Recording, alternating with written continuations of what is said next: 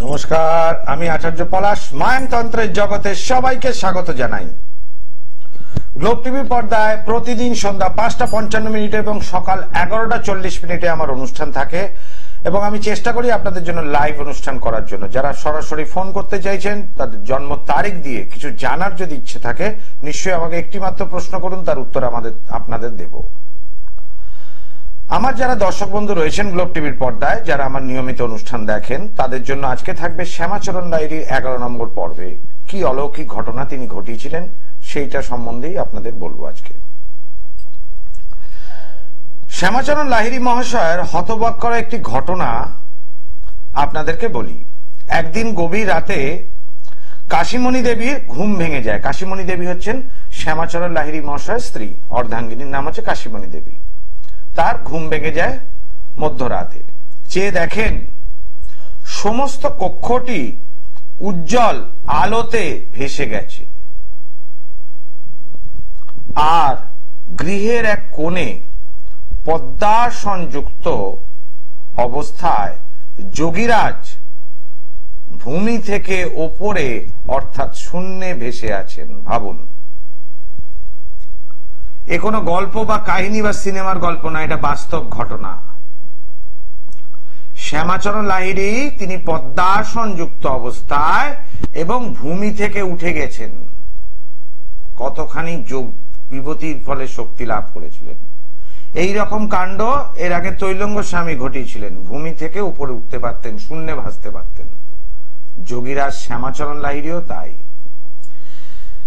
কাশীমণি দেবী অর্থাৎ তার স্ত্রী এই দেখে হতবাক হয়ে গেলেন। ন্যাচারালি কারুর সামনে যদি এই ঘটনা ঘটে তা হতবাক হবেনি। ভাবতে লাগলেন তিনি কি স্বপ্ন দেখছেন। যোগীরাজ তার স্ত্রীকে গম্ভীর স্বরে বলেন, এ তোমার স্বপ্ন দেখা কোনো দৃশ্য নয়। অনেক দিন কেটে গেল, এবার ঘুম থেকে ওঠো, জাগো, চিরকালের জন্য তুমি জাগো। এই কথা তার স্ত্রীকে বললেন। অর্থাৎ শ্যামাচরণ লাহিড়ীর যোগ বিভূতি তার স্ত্রী তো জানতেনই, কিন্তু সেই ব্যাপারটাকে নিয়ে অত গুরুত্ব দিত না। কিন্তু এই ঘটনা তাকে দেখানো যে তার প্রতি তার যোগ বিভূতির শক্তি কতখানি, নিজের স্ত্রীকে দেখানোর জন্যই তিনি এই ঘটনা ঘটালেন। লাহিড়ী মহাশয় দেহখানি ধীরে ধীরে নিচে নামতেই স্বামীর চরণ তলে স্ত্রী সাষ্টাঙ্গে প্রণাম করলেন। যোগীরাজ তার স্ত্রীকে সআনন্দে দীক্ষা দান করেন ও যোগ সাধনায় পারদর্শী করে তোলেন পরের দিকে। তা এই ঘটনা তিনি ঘটিয়েছিলেন ভূমি থেকে শূন্যে ভেসে পদ্মাসনযুক্ত অবস্থায়। আরেকটা ঘটনার কথা বলবো, তার আগে একটু কলার বন্ধুকে দেখে নি। জয় মা তারা। জয় মা তারা। হ্যালো, নমস্কার। জয় মা তারা। জয় মা তারা, পরিষ্কার করে বলুন। জয় মা তারা। বলুন, কি যে বলবেন বলুন। আমি আমার নিজের ব্যাপারে চাইছিলাম জানতে। নিজের ব্যাপারে জানতে চাইছো? আচ্ছা, নাম কি? আমার নাম বিপ্লব পাল। বিপ্লব পাল। জন্ম তারিখ? 11 অগস্ট 2002। 11 অগস্ট 2002। টাইম? সকাল 7:09। সকাল 7:09। জন্মস্থান? কলকাতা। আচ্ছা। রবিবার জন্মবার? হ্যাঁ, রবিবার। রবিবার জন্মবার। সিংহ লগ্ন, সিংহ রাশি, রাশিস্থ লগ্নস্থ অবস্থায় বুধ অবস্থান করছে। দ্বিতীয় ভাবে শুক্র নিচস্থ। দ্বাদশ ভাবে রবি মঙ্গল বৃহস্পতি একত্রিত অবস্থায়, শুক্র নিচস্থ এবং বুধ লগ্নে থাকায় জার্নালিজম করা বা টেকনিক্যাল সাইডে সফটওয়্যার ইঞ্জিনিয়ার হলে ভালো ফল হবে। কি নিয়ে পড়াশোনা করেছেন আপনি? জার্নালিজম নিয়ে পড়েছেন। এটা কি আপনার মনে হলো ম্যাজিক? আগে সেটা বলুন, আপনি কি শেখানো কলার বিপ্লব? না না। তাহলে একটা তোমার জন্ম তারিখ দেখে যে ছকটা বেরোলাম, আমি দুটো বলেছিলাম, হয় সফটওয়্যার ইঞ্জিনিয়ার নইলে জার্নালিজম নিয়ে পড়ার কথা। জার্নালিজম নিয়ে তুমি পড়ছো, তাই তো? একদম একদম। তাহলে এটা সাধারণ জ্যোতিষীর সম্বন্ধে বলা সহজ নয়, তাই তো? যোগ সাধনা না থাকলে সেই ব্যক্তি কোনোদিন বলতে পারে না। মানছো তো এটা? একদম একদম। ঠিক কথা। এবার বড় প্রশ্ন কি নিয়ে তোমার? আমার মনে হচ্ছে তোমার কেরিয়ার নিয়ে প্রশ্ন হবে। কেরিয়ার নিয়ে প্রশ্ন। আর আমি জানতে চাইছিলাম, আমার একটা মানে সাবজেক্টের কি মানে ব্যাকলগ রয়েছে। আমার মানে ডিসেম্বরের কি মানে এক্সাম রয়েছে। ডিসেম্বরে এক্সাম আছে? আচ্ছা ঠিক আছে, দেখে নিচ্ছি। মঙ্গল কেতুর দশা যাচ্ছে, গোচরকালীন কেতু অবস্থান করছে অষ্টম ভাবে, দ্বিতীয় লগ্ন সাপেক্ষে দ্বিতীয় স্থানে, শুক্র ওখানে নিচস্থ, এবং ডিসেম্বর জানুয়ারি অব্দি একটু খারাপ টাইম আছে যে বাবা। 2025 জানুয়ারি অব্দি একটু খারাপ সময় আছে। তাহলে কি আমি ওটা মানে ক্লিয়ার করতে মানে পারবো না আবারও? এখানে যেটা দেখতে পাচ্ছি তোমার হরোস্কোপ অনুযায়ী 2025 জানুয়ারি অব্দি এই সমস্যাটা থাকবে। শুধু তাই নয়, তারপর শুক্রের একটা দশা পড়বে। শুক্রের দশা অন্তর্দশা, মঙ্গলের মহাদশা, দুটি গ্রহই তোমার লগ্ন সাপেক্ষে দ্বাদশ এবং দ্বিতীয় অবস্থান করছে। দুটি গ্রহই নিচস্থ অবস্থায় তোমার হরোস্কোপ অনুযায়ী। তাহলে দেখা যাচ্ছে ওভারঅল কিন্তু এই জার্নালিজম লাইনটা চুজ করা ঠিক আছে, কিন্তু দশা খারাপ থাকাতে না তুমি ফ্রাস্ট্রেটেড হয়ে পড়ছো আর কিছু করতে পারছো না তার জন্য। আমি ঠিক বলছি কি? বুঝলাম না। তোমার লাইন চুজ করা ঠিক আছে, হরোস্কোপ ঠিক আছে, কিন্তু দশাটা ঠিক নয়। নিচস্থ গ্রহের দশা চলছে, আর নিচস্থ গ্রহের দশাতে খুব ভালো ফল হয় না। কেমন? কিন্তু ডিসেম্বর মাস তুমি যেটা বললে, আসন্ন ডিসেম্বর মাসে যদি পরীক্ষা হয় তাহলে সেই অনুযায়ী এখানে অতখানি সূক্ষ্ম বিচার করার সময় থাকে না। তবে ওভারঅল যতখানি দেখতে পাচ্ছি, এই যে জানুয়ারি মাসে তোমার দশাটা চেঞ্জ হচ্ছে, এই জানুয়ারি মাসের দশা চেঞ্জের আগে সামান্য 15 দিনের মতো একটু ভালো সময় আছে, সেটা এখানে বোঝা যাচ্ছে না। এই 15 দিনের মধ্যে যদি তোমার এক্সাম হয় তাহলে একটা উত্তরণের সম্ভাবনা থাকলেও থাকতে পারে। ঠিক এই 15 দিন। কেমন? জয় মাতা। দেখো বাবা, সেইটার জন্য তোমাকে আমার কাছে আসার দরকার নেই, শুধু জানার জন্য। সেই 15 দিন কবে আমি এখানে বলতে পারছি না, কারণ ওটা সূক্ষ্ম দশা বার করতে অনেক টাইম লাগে। তো সেই জায়গাটার ক্ষেত্রে ওই 15, ধরো আমি একটা কথা বলছি, মন দিয়ে শোনো। আমার তোমার যে সময় পরীক্ষা ওই 15 দিনটা পড়লো না, তাহলে কি করবে? কিছু তো করার নেই। শুধু জানার জন্য আমার কাছে আসার দরকার নেই। যদি মনে করো নিচস্থ যে গ্রহ যে আগামী দিন যে দশা আসবে, ধরো পাস করে গেলে, তারপর তো তোমাকে চাকরি করতে হবে, কেরিয়ার তৈরি করতে হবে। তো সেই সময়টা যদি তুমি বাধা পাও তো ন্যাচারালি মার্কসটাও এর সঙ্গে যুক্ত হয়। যদি মনে করো সমস্যা মেটাবে তাহলে আমার সাথে যোগাযোগ করো। আর যদি মনে করো জানার জন্য আমার টিভিতে লাইভ থাকে, তাহলে শুধু শুধু আসার দরকার নেই। কেমন? জয় মাতা। যদি আমি বারবার বলি জানার দরকার থাকে টিভিতে ফোন করুন, আমি ফ্রিতে কনসালটেন্সি দেব। একটি মাত্র প্রশ্নের উত্তর দেবো, 10টি নয়, কারণ অনেকে লাইনে থাকেন, একটি মাত্রই প্রশ্নের উত্তর পাবেন। আর যদি সমস্যা থাকে তবেই চেম্বারে আসুন। নিশ্চয়ই প্রত্যেকটা মানুষকে আগে সমস্যা মুক্ত করি, তারপর সমস্যা মুক্তের জন্য পয়সা নিই। আমি পেশায় জ্যোতিষী, যার জন্য আমি জ্যোতিষ ফিসটা নেবই নেব, এবং সেটা নিয়ে আমি দেখি। এটা কারোর ফ্রি নয়, কিন্তু তন্ত্রটা আমার কাছে সাধনা, যার জন্য মানুষকে আগে উপকার দিই, তারপর মূল্য নিই। একজনও লোক বলতে পারবেন না আমার কাছে এসে আমি কিছু হাতে ধরিয়ে দিয়েছি আর পয়সা নিয়েছি, কেউ বলতে পারবেন না। আর লোক ঠকিয়ে আমি পয়সা রোজগার করি না, কারণ সাধকদের সম্বন্ধে তাদের জীবন কাহিনী বানিয়ে আপনাদের গ্লোব টিভি পর্দায় যখন তুলে ধরছি, তখন নিজেরও তার সেই সাধকের 50% গুণ অর্জন করতে হবে। এবং যোগ বল কি জিনিস, যোগ সাধনা কি জিনিস, তার জন্য লোক ঠকাতে হয় না। মানুষের মঙ্গল করলে লোকের এমনি বিশ্বাস করেন। জয় মাতারা। জয় মাতারা। বলুন, কে বলছেন, কোথা থেকে বলছেন? আমি দক্ষিণ দিনাজপুর থেকে বলছি। দক্ষিণ দিনাজপুর, বলুন মা, অনেক দূর থেকে। কি জানবেন বলুন? কার সম্বন্ধে? ছেলের। আচ্ছা, ছেলের নাম কি? শান্তনু রায়। শান্তনু রায়। জন্ম তারিখ বলুন শান্তনুর। 1996। না না, 1996 সাল, আগে তো তারিখটা বলবেন।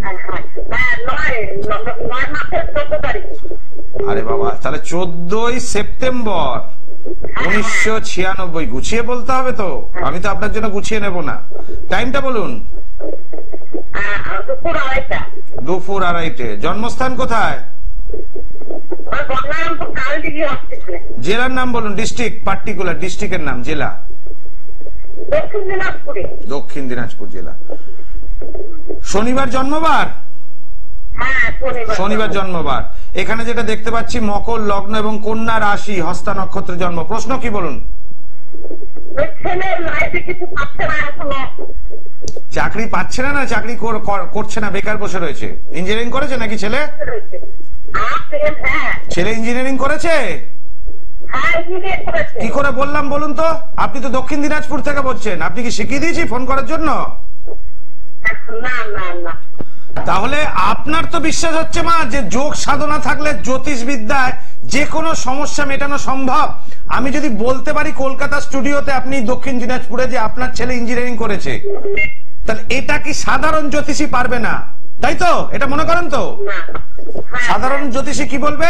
এই পাথর নিতে হবে, ওইটা নিতে হবে, এ ক্ষতি করেছে, তা ক্ষতি করেছে, এইসব বলবে। কিন্তু এই রকম প্রেডিকশন কেউ করবে না, তাই তো? এখন বলুন, কেরিয়ার তৈরি করতে সমস্যা হচ্ছে, চাকরির জায়গাটা ডিস্টার্ব, তাই তো? কবে নাগাদ চাকরি হতে পারে, ভালো চাকরি, এটাই আপনি জানতে চাইছেন, এটাই তো আপনার প্রশ্ন, তাই তো? হওয়া উচিত। ঠিক। আচ্ছা, হবে কিনা এটা পরের কথা, আগে কবে হবে সেটা তো নিশ্চয়ই দেখুন। পাস তো করে চোখে চাকরি তো করতেই হবে, সেটা মনোপুত না হলে। বর্তমান দশা হচ্ছে রাহুর মহাদশা, শুক্রের অন্তর্দশা 2025 সাল অব্দি আছে। ও লগ্ন সাপেক্ষে যেটা দেখতে পাচ্ছি, রাহু হচ্ছে গোচরকালীন ফল দিচ্ছে তৃতীয় পতির ফল, এবং জন্ম ছকে ফল দিচ্ছে নবম পতির ফল। নবম পতি এবং তৃতীয় পতি কানেকশন করাতে ভাগ্যটা একটু ডিস্টার্ব হয়ে গেল। এবং শুক্রের যে দশা যাচ্ছে, মঙ্গল নিচস্থ অবস্থায় শুক্রযুক্ত লগ্ন সাপেক্ষে সপ্তমে। ছেলে বিয়ে হয়েছে? বিয়ে হয়নি। বিয়ের পর ভাগ্য উন্নতি হওয়ার একটা সম্ভাবনা আছে। বর্তমান সময়ে কিন্তু চাকরি পাবে ছেলে, 2025 সালের মধ্যে একটা চাকরি পাবে, কিন্তু খুব ভালো হবে না। হ্যাঁ, খুব ভালো হবে না। কেমন? জয় মাতা। দর্শক বন্ধু, আমি প্রত্যেকটা ব্যক্তি যে সহযোগিতা করি এইভাবে, যে টিভিতে আপনাদের দেখাচ্ছি, আমার প্রেডিকশনটাই এরকম যে ড্যামেজটা কোন জায়গায় হয়েছে আমি এক চান্সে ধরতে পারি। এই যে যোগ বলে যে ক্রিয়া ঘটানো যায় জ্যোতিষ শাস্ত্রের ওপর, যে মনোসংযোগ এবং আমার অধ্যয়ন এবং আমার প্রেডিকশন, এতখানি দক্ষতা থাকে যে আমার গণনাটা একদম নির্ভুল হয়। প্রেডিকশন দেখুন, ডাক্তারবাবুদের ক্ষেত্রে কি থাকে অপশন? ব্লাড টেস্ট, নানা রকম test, urine test, etcetera etcetera. আমাদের ক্ষেত্রে টেস্টের কোনো ব্যাপার নেই। যে জ্যোতিষীর যত ভালো প্রেডিকশন, সেই জ্যোতিষীর ড্যামেজটা তত ভালো বুঝতে পারেন। এবং আপনাদের গ্লোব টিভির পর্দায় আশা করি এতদিন ধরে অনুষ্ঠান করছি, আমার প্রেডিকশন সম্বন্ধে নো ডাউট কারোর কোনো সন্দেহ নেই।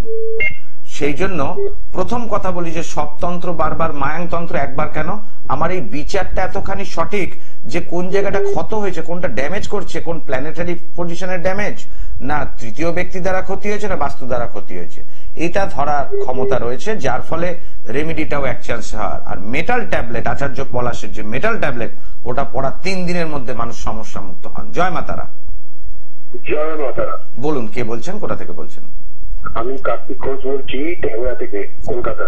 ট্যাংরা, কার্তিক ঘোষ। আচ্ছা, বলুন কি জানতে চান কার্তিক বাবু? আমি জানতে চাইছি, আমাদের এই যে বাড়িটায় বসবাস করি, এটা একটা সরিকি ঝামেলা চলছে আমাদের, আর আমার নিজের নামে বাড়ি কবে হবে? আচ্ছা, আপনার দেখুন এই শরিকি যে ঝামেলা চলছে বর্তমান বাড়িতে, তো এই জায়গাটা বিচারটা ডেট অফ বার্থ দিয়ে খুব একটা আসার কথা নয়। তার কারণ হচ্ছে, যেহেতু আপনার বাড়ির কি মালিক আপনি নিশ্চয়ই নন, একাধিক শরিক রয়েছে মালিক। এবার আপনার দ্বিতীয় প্রশ্ন, যেটা আপনার বাড়ি কবে হবে এটা বলতে পারবো। বলুন, জন্ম তারিখ বলুন। আমার জন্ম তারিখ হচ্ছে 18 অক্টোবর 18/10/1965। টাইম বলুন। 4:15 বিকেল 4:15। জন্মস্থান আশা করি কলকাতা নাকি? কলকাতা।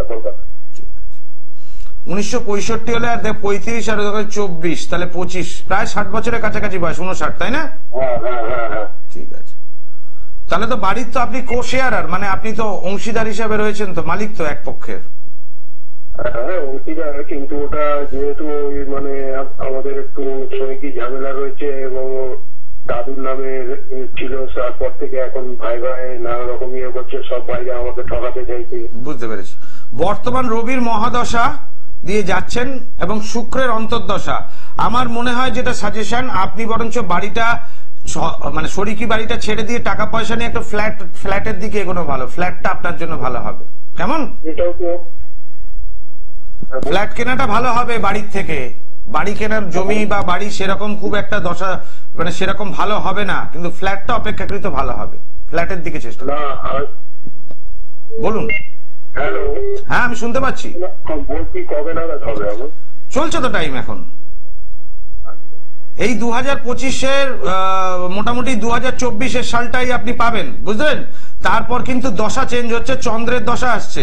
এই চন্দ্রের দশা প্রথম শুরুর ধাপটা কিন্তু এই আপনাদের বাড়ির ঝামেলা 2025 সাল অব্দি মেটবার নয়, মানে 2025-ও মিটবে না বাড়ির ঝামেলা।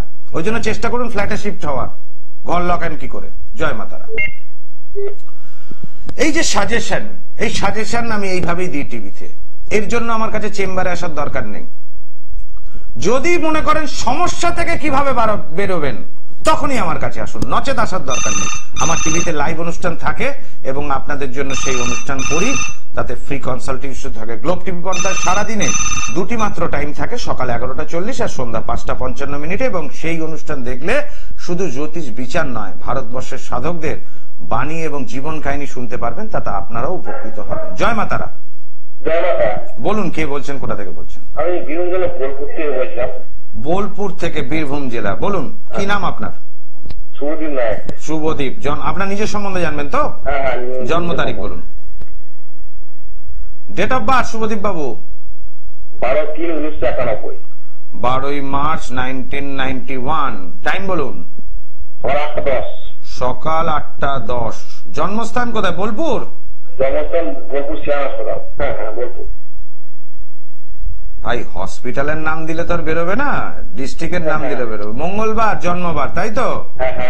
এখানে বীরভূম জেলা। মেষ লগ্ন এবং রাশি যেটা দেখতে পাচ্ছি মকর রাশি, উত্তরাষাঢ়া নক্ষত্র, শনি 7.5 দিয়ে পাস করছেন। সময় তো খুব ভালো নয়। দ্বাদশ ভাবে শুক্র এবং বুধ একত্রিত ভাবে, দ্বিতীয় ভাবে মঙ্গল। লোককে এত স্ট্রেট কাট কথা বলে দেন, 1000টা শত্রু বানিয়ে রেখেছেন তো। বলেন তো লোককে স্ট্রেট কাট কথা? 1000টা শত্রু তো বানিয়ে রেখেছেন।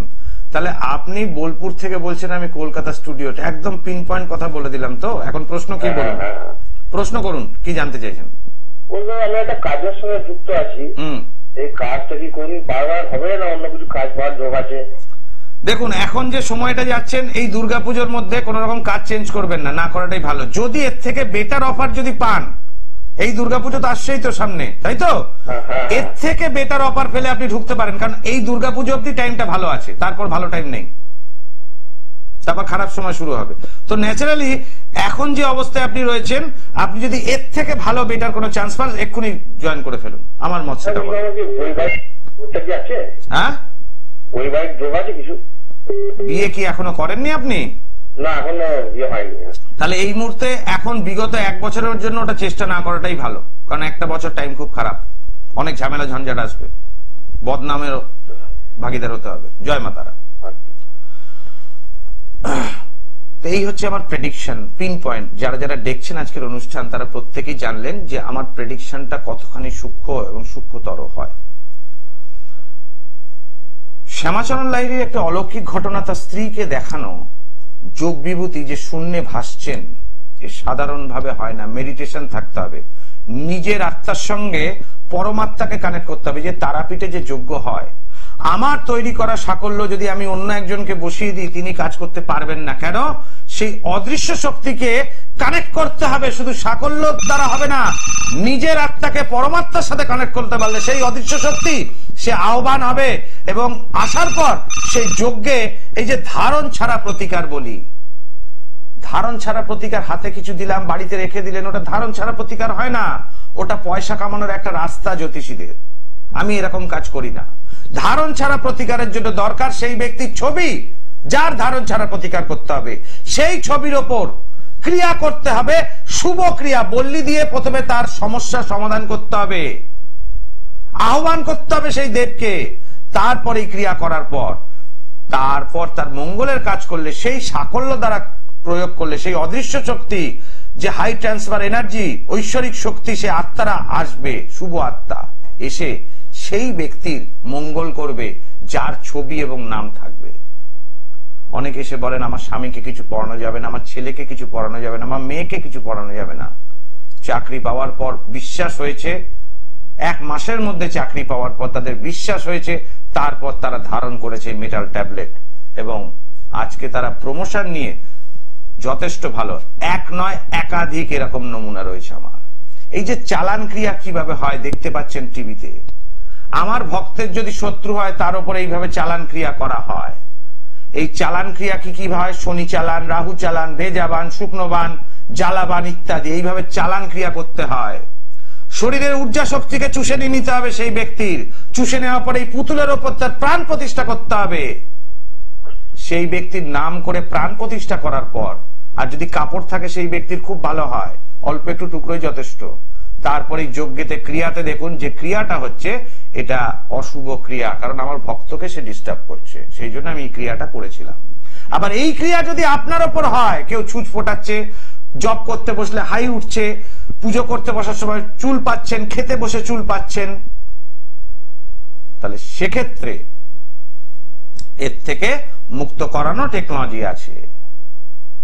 আমি বলি রোগ যদি হয় তাহলে অবশ্যই ডাক্তারবাবুর সাথে আগে যোগাযোগ করুন, কারণ ঈশ্বরের সৃষ্টি জীব আমরাও, ডাক্তারবাবুরাও।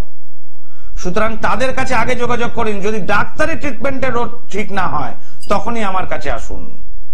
সে যদি বাতের ব্যথা হয়, সেদের যদি মাথার যন্ত্রণা হয়, সেদের লিভারের সমস্যা হয়, এক্সেট্রা এক্সেট্রা। যাই হোক, আমি কলার বন্ধুকে দেখে নি, আর কোনো ফোন নেব না, কারণ আরেকটু বলতে হবে। জয় মা তারা। হ্যালো, জয় মা তারা। জয় মা তারা। বলুন, কে বলছেন, কোথা থেকে বলছেন? স্যার আমি বাঁকুড়া থেকে বলছি। কি নাম? আশিস কুমার পাত্র। জন্ম তারিখ? 24 জুলাই 1998। টাইম?